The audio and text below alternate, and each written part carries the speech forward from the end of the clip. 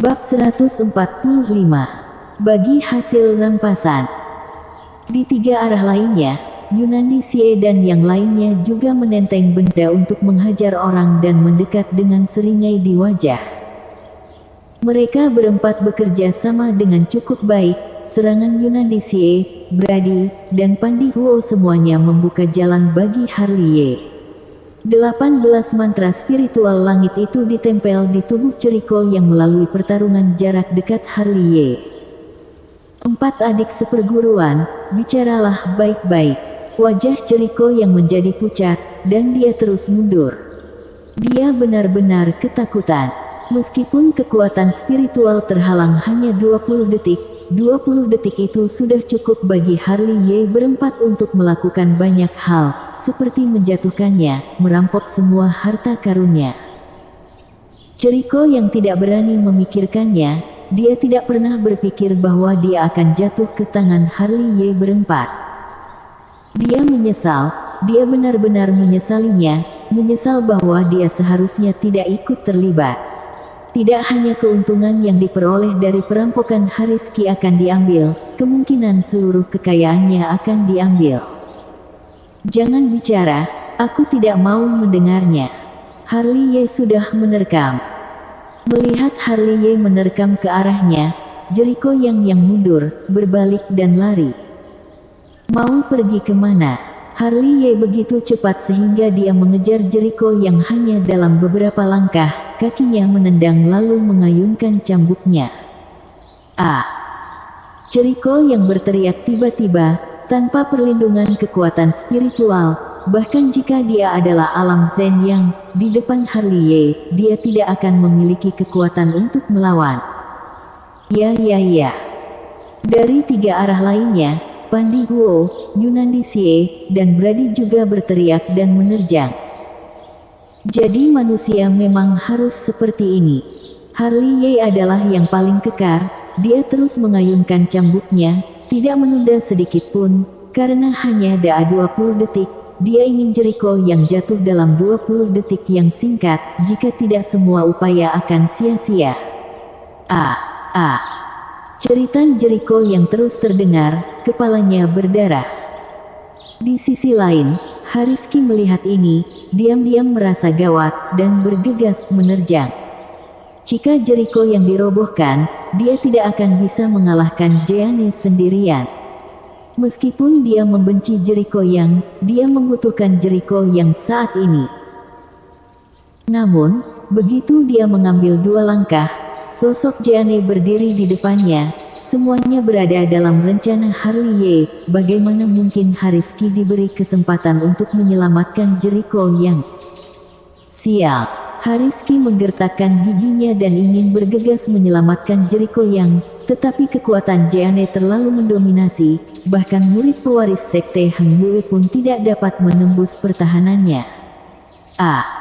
Dengan teriakan terakhir Cheriko yang, dia benar-benar pingsan.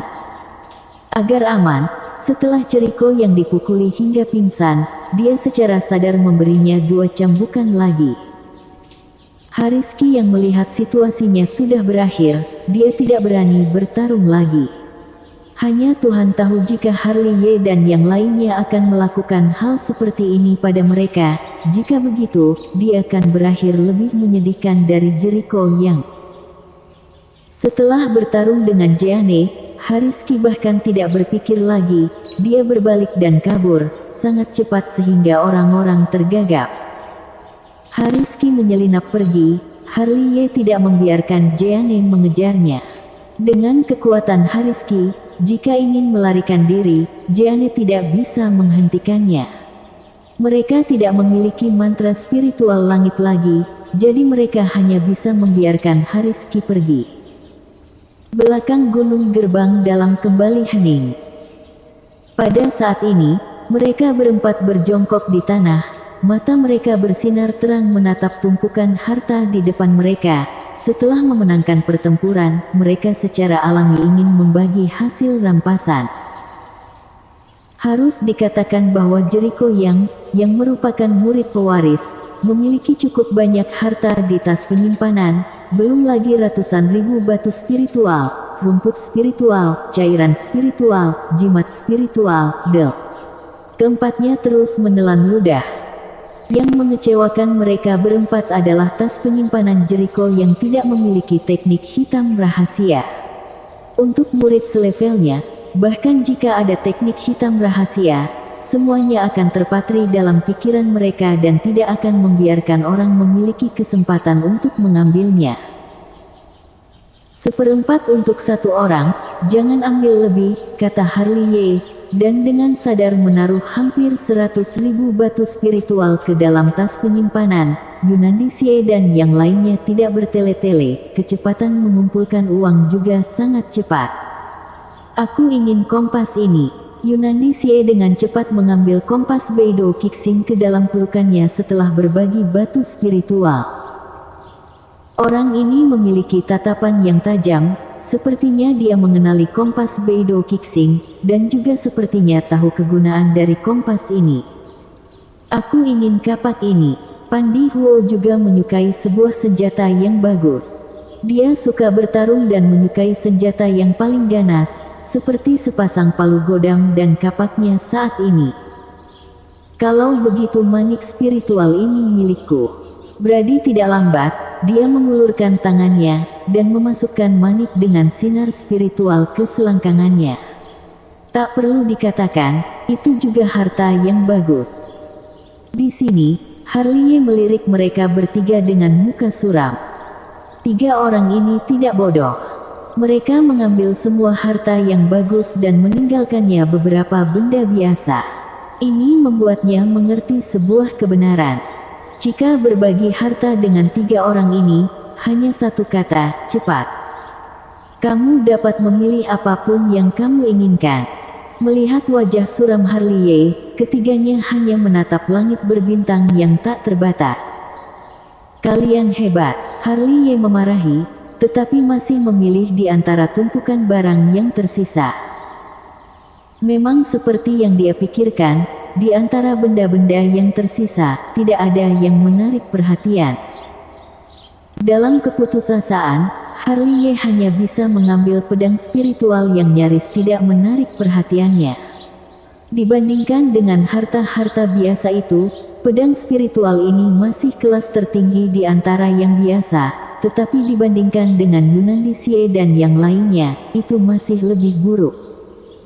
Namun, baru saja hendak memasukkan pedang spiritual ke dalam tas penyimpanan, api spiritual di tubuhnya bergetar hebat.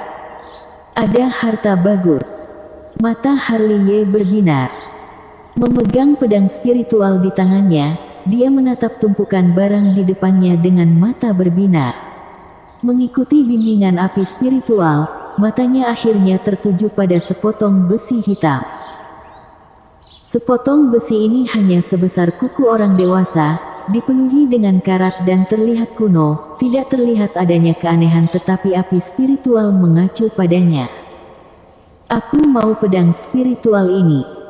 Harley Ye terbatuk-batuk, namun tetap memasukkan pedang spiritual ke dalam tas penyimpanan, lalu memasukkan potongan besi ke dalamnya, karena pedang spiritual yang diterimanya tidak bermutu tinggi. Yunandi Xie dan yang lain mengambil semua harta yang bagus, jadi ketika Harley Ye mengambil satu lebih, mereka bertiga tidak mengatakan apa-apa. Pembagian hasil rampasan berikutnya jauh lebih harmonis. Harta Jericho yang dibagi hingga tak bersisa oleh mereka berempat. Tidak tahu apakah Jericho yang akan muntah darah di tempat setelah sadar. Ayo pergi. Setelah membagi rampasan, mereka berempat berjalan bahu-membahu keluar dari gunung. Panggil aku lain kali jika ada lagi sesuatu seperti ini. Masih ada lain kali. Biar ku beritahu, kali ini, ketika kalian kembali, tetaplah di gunung tempat kalian berkultivasi, dan jangan turun gunung jika tidak ada apa-apa. Bisa saja para pengecut ini sedang menunggu kita di kaki gunung. Pada saat ini, cahaya merah sudah muncul di timur. Di puncak gadis giok, Len Sichu berjalan keluar ruangan, dengan rakus menyedot energi spiritual langit dan bumi. Wow, energi spiritual di luar lebih segar. Len Sichu tampak nyaman. Guru, muridmu sudah kembali. Suara Harliye terdengar segera setelah Len Sichu selesai berbicara. Bersambung.